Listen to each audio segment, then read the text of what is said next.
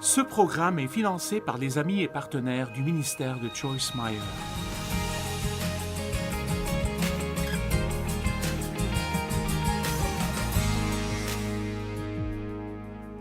Tout d'abord, dans Matthieu 16, Jésus dit « Qui suis-je d'après les hommes ?» Ils répondirent, les uns disent que tu es Jean-Baptiste, les autres Élie, les autres Jérémie ou l'un des prophètes. Il leur dit « Mais qui dites-vous que je suis ?» Et Pierre, bien sûr, a pris la parole tout de suite parce que Pierre avait une personnalité forte. Ça lui a souvent causé des ennuis, mais au moins il n'était pas passif.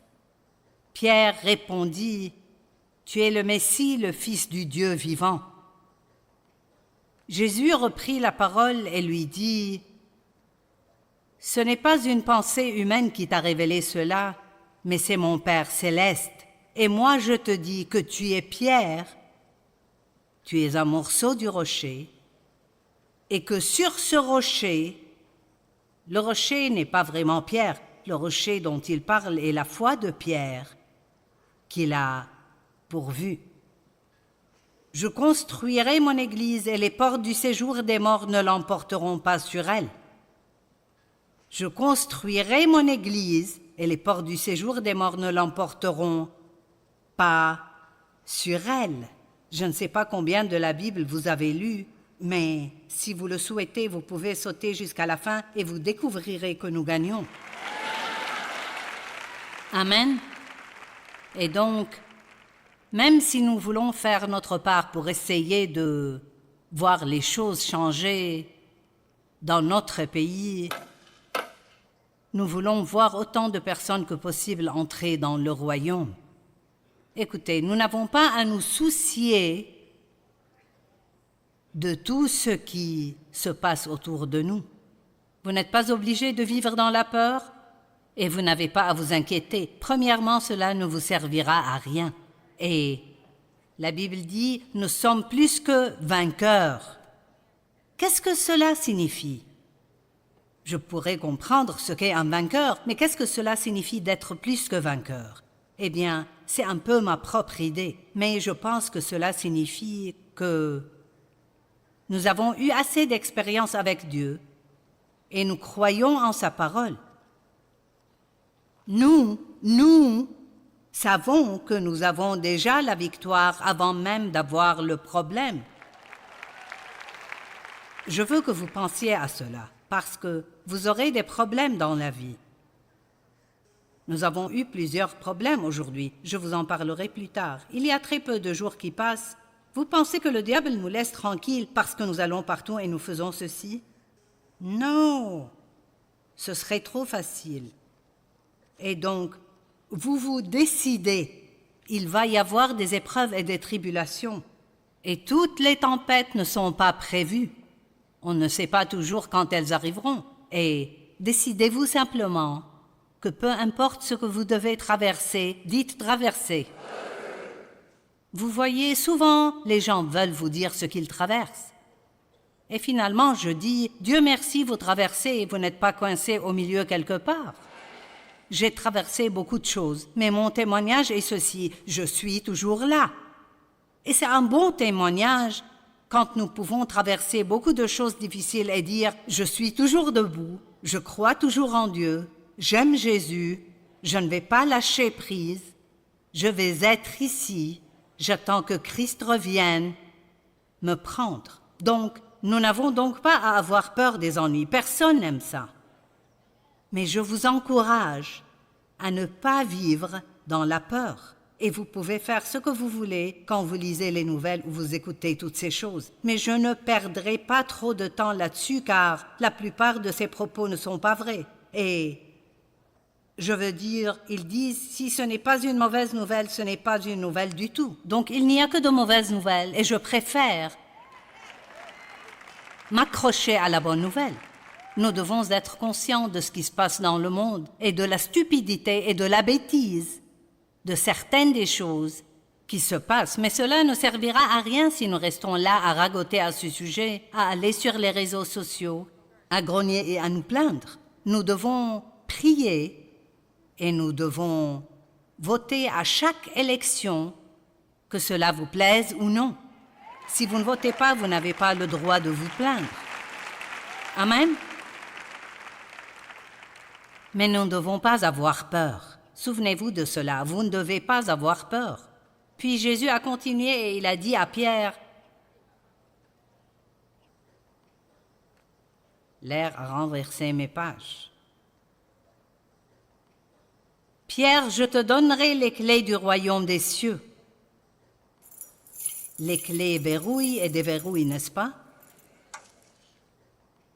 Je te donnerai les clés du royaume des cieux. Ce que tu liras déclarera impur et mauvais sur la terre, devra déjà être lié au ciel. Maintenant, c'est la traduction amplifiée. Et j'aime bien mieux cela que ce que tu liras sur terre aura été lié au ciel. Vous savez, nous ne dirigeons pas le ciel, mais en tant qu'enfants de Dieu, nous avons reçu le pouvoir de travailler avec Dieu, d'amener le ciel sur terre. Ainsi, il a dit que vous pouvez lier et délier selon ce qui se passe au ciel. Je suis allée à l'église pendant de très nombreuses années avant même de réaliser que le diable était réel. Je veux dire, j'avais entendu parler de lui à l'église, mais je n'ai jamais vraiment su qu'il était un véritable ennemi réel. Et très souvent, nous imputons les problèmes à quelqu'un d'autre ou à quelque chose, et en réalité, le diable est derrière tout cela, derrière chaque instant. Quand Pierre a pris Jésus de côté et l'a réprimandé, ce qui est, je ne peux pas imaginer être aussi stupide. Jésus essayait de leur dire qu'il était temps pour lui d'aller à Jérusalem et comment il allait mourir. Et il est très sérieux et Pierre l'a pris de côté et lui a dit « Oh non, Seigneur, cela ne doit jamais t'arriver. » Et immédiatement, Jésus a dit « Arrière de moi, Satan. Tu es une offense, une pierre d'achoppement, et tu es sur mon chemin. » Et il n'y a même pas pensé, il n'a pas perdu de temps. Il n'a pas appelé Pierre le diable, mais il savait que c'était le diable qui agissait à travers Pierre. Et quelque chose que vous devez comprendre, c'est que même les gens qui vous aiment vraiment, vraiment, laissent souvent, sans le savoir, le diable agir à travers eux pour essayer de vous décourager ou de vous empêcher de faire ce que vous croyez que Dieu vous demande de faire. Quand Dieu m'a parlé d'enseigner sa parole, les gens veulent toujours savoir comment savoir si quelque chose est de Dieu. Dans mon cas, je le savais. Je n'ai pas entendu de voix forte, mais quand Dieu vous appelle à faire quelque chose, il vous donne une véritable passion pour cela. Et vous ne pouvez vraiment pas vous en empêcher, vous devez simplement le faire. C'est plus fort que vous. Et bien sûr, ça fait longtemps, mais je veux dire, tant de gens qui m'aimaient ont essayé de me décourager. Ils ont dit que je ne pouvais pas le faire parce que j'étais une femme et que je n'ai pas eu un réel appel de Dieu et les femmes ne font pas ça. Et alors, j'ai dit à Dieu un jour, je ne peux pas faire ça, je suis une femme. Et il m'a rappelé qu'il connaissait mon sexe avant de m'appeler. Et vous devez comprendre que certaines des choses que Paul a dites étaient culturelles à l'époque. Et donc, je veux juste que vous gardiez cela à l'esprit que je ne dis pas de ne jamais écouter personne, mais il y a peut-être certains d'entre vous ici ce soir qui sont à un vrai moment de décision dans votre vie. Et c'est bien d'obtenir des conseils si vous les obtenez des bonnes personnes. La Bible dit de ne pas suivre les conseils des impies. Mais plus que quiconque, vous devez écouter Dieu. Et quoi que quelqu'un prophétise ou prêche ou vous conseille, vous devez le présenter à Dieu et dire « Est-ce vrai? Est-ce vraiment ce que tu veux que je fasse ?» Parfois, nous dépendons beaucoup trop des autres Amen. Donc, j'ai dit à Dave dans les 3 prochaines leçons, j'ai 21 points et il a ri. Il a ri si fort, il a dit « Oui, tu feras un message de 2 points. » Parce que j'ai toujours tellement de points et je ne les finis jamais. Le premier point est sur comment faire pour vaincre le diable. Je crois que c'est en restant dans la paix et dans la tempête. Je ne sais pas si nous savons vraiment à quel point c'est important et tout d'abord, laissez-moi dire que nous sommes humains et que c'est naturel que lorsque des problèmes surviennent, surtout si c'est quelque chose auquel on ne s'attend pas, c'est naturel que notre première impulsion soit de s'énerver. Je le fais, vous le faites. Dave le fait rarement, mais Dave vit dans un monde différent du reste d'entre nous. Il vit ailleurs. Les seules choses qui l'énervent sont le gouvernement et le golf. Même la personnalité a beaucoup à voir avec ça. Dave est un gars vraiment beaucoup plus décontracté. Et je suis plutôt du genre « je vais réparer ça ». Et donc, quand vous sentez que vous commencez à être contrarié, combien d'entre vous peuvent sentir quand ils commencent à être contrariés? D'accord. Vous ne pouvez pas rester là ou vous asseoir là à ne rien faire. Vous devez réaliser que c'est le diable et vous devez lui résister. Et en fait, je me parle à moi-même quand je commence à ressentir ça. Je me parle et j'appelle ça m'arrêter de passer par-dessus bord.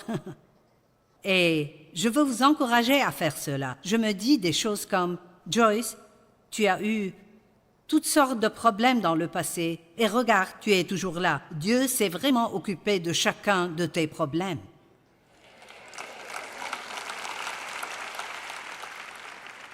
Donc, Dieu est fidèle. Et souvenez-vous des victoires passées. C'est si puissant, lorsque vous avez un nouveau défi devant vous, de vous souvenir des victoires passées. C'est l'une des raisons pour lesquelles j'ai un journal. Donc, si je vis un de ces moments et je traverse une période très difficile, je peux revenir à certaines des victoires passées que j'ai remportées. Ça fait environ 37 ans depuis que j'ai été atteinte du cancer du sein. Et j'ai dû subir une mastectomie d'un côté. Et à chaque fois que vous entendez le mot cancer, c'est effrayant. Et même lorsque vous êtes déclaré guéri, c'est toujours difficile de ne pas craindre qu'un jour il revienne. Mais me voilà aujourd'hui, 37 mammographies plus tard, et je n'en ai jamais eu de mauvaise. Une fois, ils ont cru voir quelque chose, alors ils m'ont fait prendre un scanner TEP et ils scannent tout votre corps. Et ils m'ont dit quelque chose d'intéressant. Le gars qui l'a vu a dit « Eh bien, on dirait que vous aviez des lésions cancéreuses sur la colonne vertébrale à un moment donné, mais elles se sont guéries d'elles-mêmes. » J'ai pensé, je ne pense pas qu'elles se sont guéries toutes seules, mais nous savons qui Dieu est. Amen. Maintenant, nous avions une femme qui a travaillé pour nous pendant 37 ans et on ne pourrait pas trouver quelqu'un de plus doux ou de plus positif qu'elle. Et elle vient tout juste de mourir d'un cancer. Donc, tout le monde priait pour qu'elle soit guérie et qu'elle soit rétablie. Mais ça n'a pas marché. Mais Dieu en sortira toujours du bien si nous le laissons. Et quand ce sera notre heure d'y aller, nous irons. Et avoir peur de la mort ne rendra pas les choses plus faciles. Pour tous ceux d'entre nous qui croient au ciel, Paul a dit « Christ est ma vie et mourir représente un gain ». Et alors, ne nous inquiétons pas de tout. Profitez de chaque jour que vous avez et rendez le diable fou. Personne ne sait ce qui va se passer demain, mais autant en profiter aujourd'hui, car c'est vraiment tout ce que nous savons que nous avons. Amen. Donc, partout dans la Bible nous dit que si nous gardons la paix dans les tempêtes de la vie, cette paix est l'une des clés, une seule, il y en a plusieurs, mais c'est l'une des clés qui confondent le diable. S'il fait de son mieux pour vous envoyer quelque chose qui devrait vraiment vous énerver et vous effrayer, et vous gardez la paix et vous continuez à aimer Dieu, alors que peut-il faire d'autre? Il ne sait rien faire d'autre. Et je ne sais pas pour vous, mais personnellement, j'aime confondre le diable. Dans Romains 16, 20, la Bible dit « Le Dieu de la paix écrasera bientôt Satan sous vos pieds. » Le Dieu de la paix. La paix est ce qui vaincra le diable. Dans Éphésiens chapitre 6, c'est un chapitre de la Bible qui parle de l'armure que Dieu nous a donnée et qui nous protégera en temps de bataille. Et j'adore ce qu'il dit. Il dit « Enfilez la justice, mettez et serrez la ceinture de la vérité, mettez vos chaussures de paix. » Eh bien, ce mot-là « mettez », chaque fois que je le vois dans ma Bible, je dessine un cercle autour parce que cela me rappelle que ça nécessitera une action de ma part. Vous voyez, Dieu nous donne beaucoup de choses, mais nous ne faisons pas notre part et nous devons faire notre part. Dieu ne fera pas tout à la place de chacun d'entre nous. Il a sa part et nous avons notre part. Et si nous ne faisons pas notre part, alors Dieu ne fera pas sa part. Et très souvent, lorsque vous avez un problème et vous demandez à Dieu ce que vous devez faire ou vous lui demandez de régler votre problème, Dieu vous montrera quelque chose à faire ou une porte que vous avez ouverte par inadvertance. Et nous le faisons tous à des moments différents. Et nous devons nous occuper de cela avant que Dieu puisse résoudre les problèmes. Souvent, lorsque vous êtes malade, et cela m'est arrivé à maintes reprises, je prie non seulement pour que Dieu me guérisse, mais je demande si quelque chose que je fais est à l'origine de cela. Et très souvent, c'est quelque chose de si simple. J'avais des problèmes de dos et j'ai reçu une injection de cortisone et ceci et cela. Et j'ai découvert que c'était vraiment, j'ai découvert ça. Dieu m'a juste montré que quel est ce muscle? Non, pas ma cuisse, derrière, le tendon. Mes cuisses ne sont pas ici, chérie. Ah. Que mon muscle du tendon du jarret du côté où mon dos me faisait mal était extrêmement tendu. Et donc, j'ai fait mes recherches, j'ai trouvé des exercices pour ça et je les fais régulièrement. Et cela m'a vraiment aidé. Dave, une fois, avait ce qu'il appelle la tremblote. Je ne sais pas ce que c'est, mais il appelait ça la tremblote. Il devenait juste nerveux et tremblait intérieurement. Et pendant qu'il priait à ce sujet, Dieu lui a montré qu'il buvait trop de caféine. Et il arrive souvent que nous courions chez le médecin et que nous prenions une pilule pour ceci et pour cela. Et le problème ne s'arrête jamais parce que nous n'arrêtons jamais de faire ce qui est à l'origine du problème. Penny, la femme de Mike Shepherd, qui s'assied ici à l'avant, depuis des années, elle souffrait de migraines débilitantes. Elle prenait des médicaments pour cela. Elle a tout fait. Tu les avais à peu près combien? Presque tout le temps. Oui, elle avait une sorte de mal de tête presque tous les jours. Et puis ces migraines-là l'handicapaient. Eh bien, en fait, Dieu lui a montré que c'était un problème de sucre. Elle en mettait tellement. Combien de paquets de sucre mettais-tu dans une tasse? 2. Oh, allez, je vais leur dire combien. Je raconte tout sur moi. 5. 5 dans une grande tasse de café. Elle buvait du thé glacé, elle buvait du café. 5. Je ne pourrais pas supporter ça. Mais, alors vous comprenez ce que je dis. Vous ne pouvez pas vous mettre en colère parce que le diable vous attaque. Vous devez être ouvert au fait que, peut-être, vous faites quelque chose involontairement, mais peut-être que vous faites quelque chose qui cause votre problème et que vous devez arrêter de faire. Comme par exemple, boire de l'eau. Savez-vous que l'une des choses qui vole votre énergie, et beaucoup de gens ne le savent même pas, si vous êtes même légèrement déshydraté, cela vous fatiguera. Et je peux vous le dire, la grande majorité des gens ne boivent pas assez d'eau. Je ne suis pas ici pour donner une leçon de santé, mais je veux souligner que tout n'est pas une sorte de secret spirituel profond. Très souvent, il s'agit de quelque chose de pratique que nous devons commencer à faire ou de quelque chose que nous devons arrêter de faire.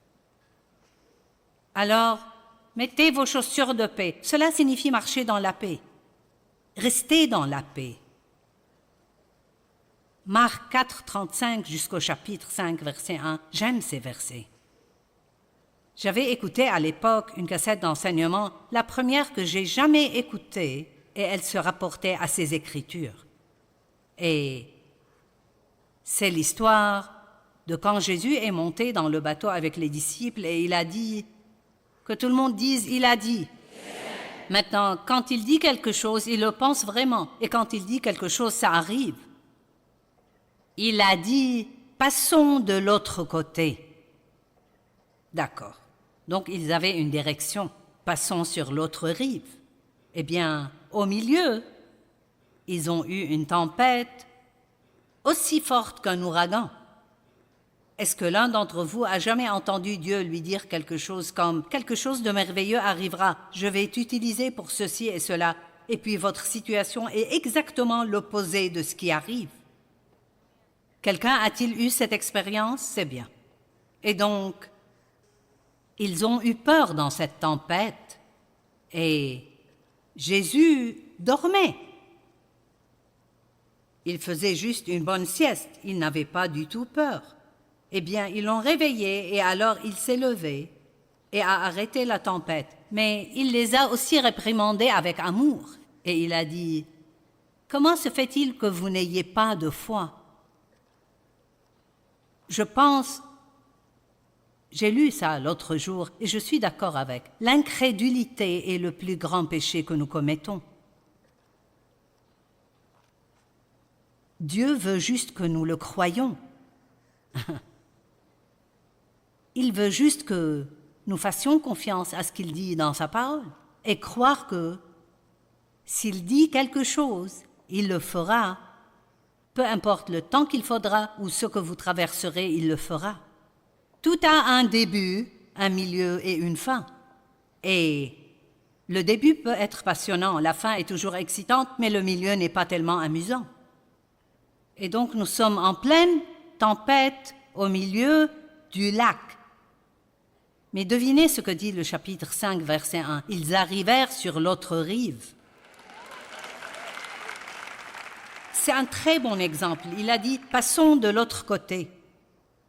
Avant d'arriver de l'autre côté, ils ont eu une tempête aussi forte qu'un ouragan. Ne soyez pas surpris lorsque vous avez un rêve ou une vision de Dieu pour faire quelque chose et le diable vient contre vous. Pourquoi cela devrait-il vous surprendre?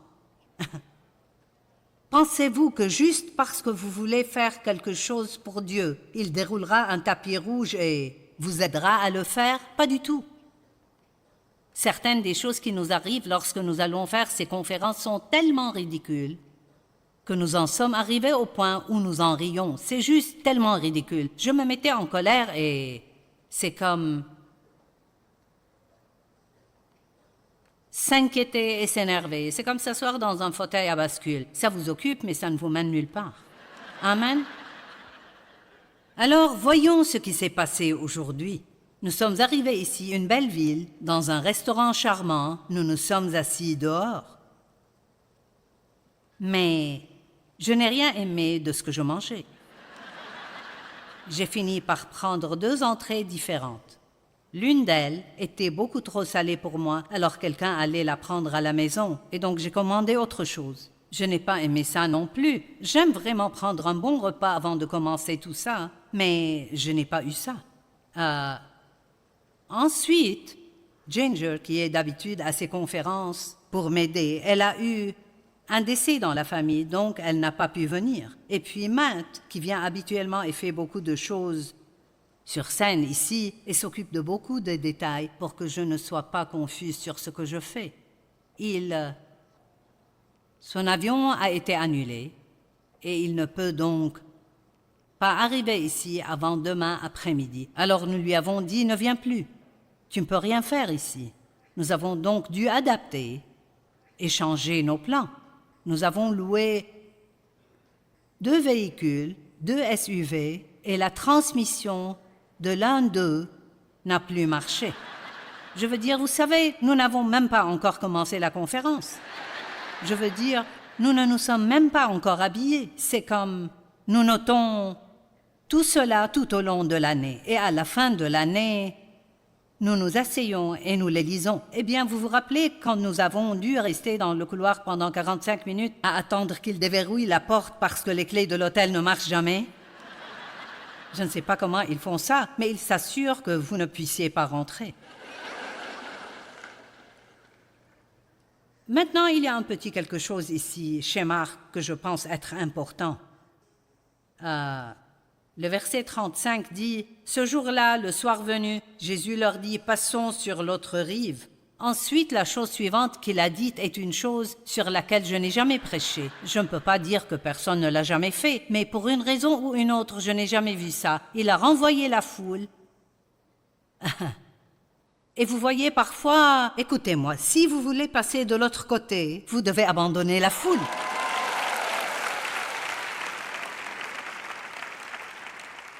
Je vous le dis, si vous voulez être une personne victorieuse, un chrétien victorieux, il y a des moments où vous devrez être prêt à vous sentir seul.